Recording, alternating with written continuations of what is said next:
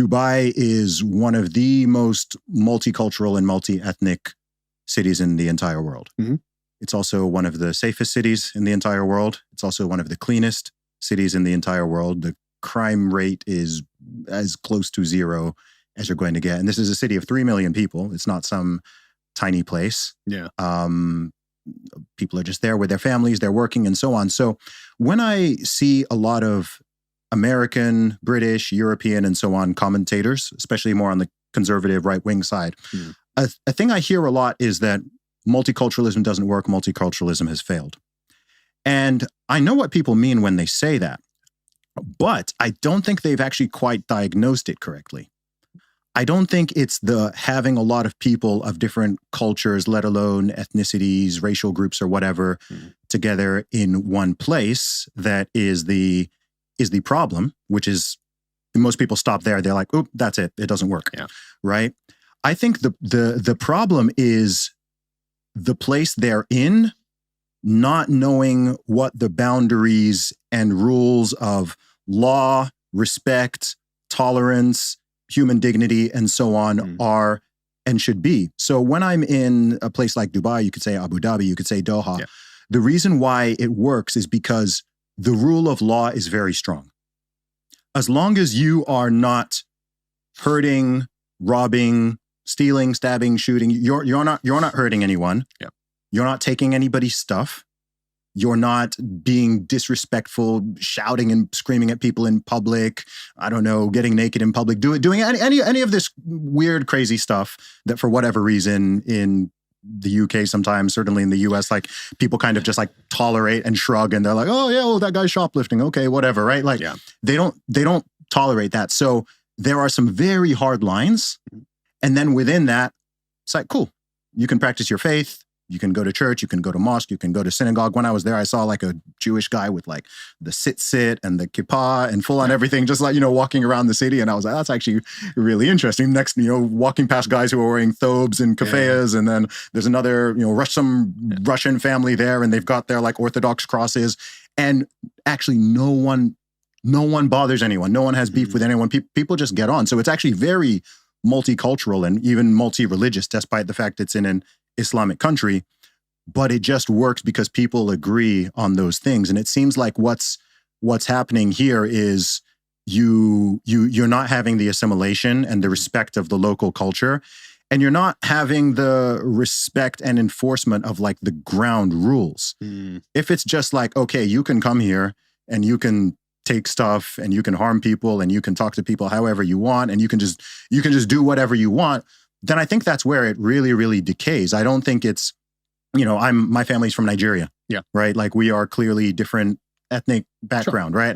People from all over. Yeah. And cool. You can clearly see different ethnic backgrounds or whatever, but it's fine, right? It all works because we all have plenty of lines of agreement where, we're not going to take from each other or harm each other. And we're also going to respect one another, right? But there's a respect for differences, right? This is the thing that the liberals can't do, because they're like, okay, no, everyone's the same. It's like, no, they're not the same. Yeah. And Dubai is a great example. No, because I've never been to Dubai, but I'm going to go out on a limb. But it's not a Western liberal government. No, but it works a lot better than us, because in a non-liberal state, you would recognize the group as having an integrity as the group. Yes. Right. But the Western liberal state can't do that with the indigenous group, because then you've got the intersectional power calculus to say, well, hang on a second. the dominant group of Ireland is the Irish. Well, they must be oppressing the minorities. It's like, here's a question. Why do you think that they don't apply their same logic to other countries, though? No one has a problem. These same liberals, they don't have a problem with Japan. They don't really have a problem with Saudi. They don't have a problem with Nigeria, mostly being Nigerian. They don't. So they don't apply the same logic to other nations. In fact, if someone were to say, you know what, like let's have 1 million immigrants from Europe a year to Ghana. They wouldn't say Ghana needs diversity. They'd probably oppose it. They'd probably say, oh, this is some type of colonialism or gentrification or whatever it is, right? You'll say, hey, but they don't apply any of that to their own nation. So sometimes I struggle to understand the mentality, because I'm like, again, same people, I'll see them even on Twitter and stuff. They'll be like praising Japan, or they'll be, oh, look, it's how clean and safe it is and da-da-da. And I'm like, but it's homogenous. But I'm like, okay, I thought you're the open borders person. Yeah.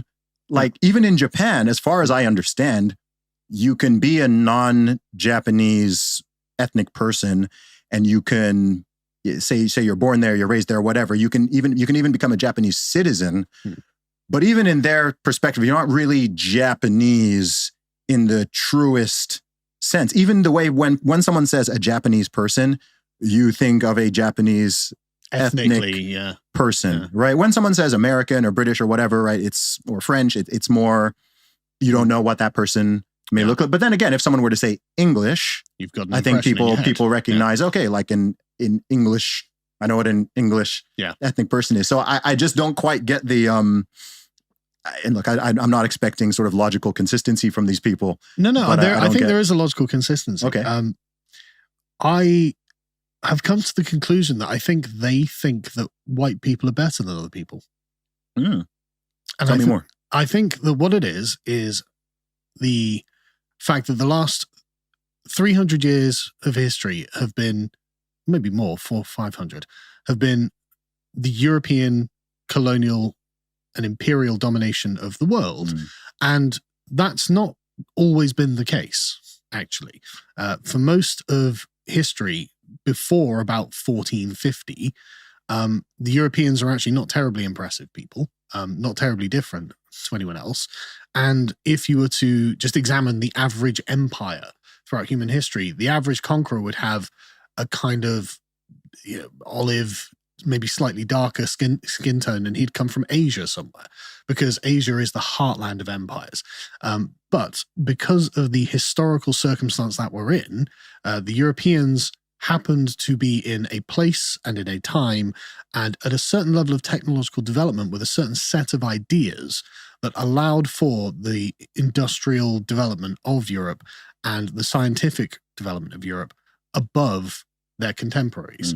This is not normal, and it won't be like this forever, and it certainly won't be. But the way that the Western left-winger thinks is that there's no historical contingency, it's kind of historical inevitability. And so this is now a question of how do we arrive at parity between Europe and the rest of the world.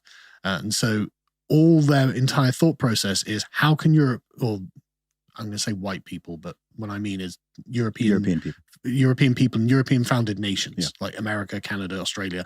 How can these be immiserated, and how can the rest of the world be justly raised up so that there is an equality? But of course, this is based on a false premise as well, that Europe has always been superior, which it hasn't, and it's definitely going downhill now. So it's definitely not going to be superior forever. But also, as if there's ever been an equality or could be an equality while there are differences.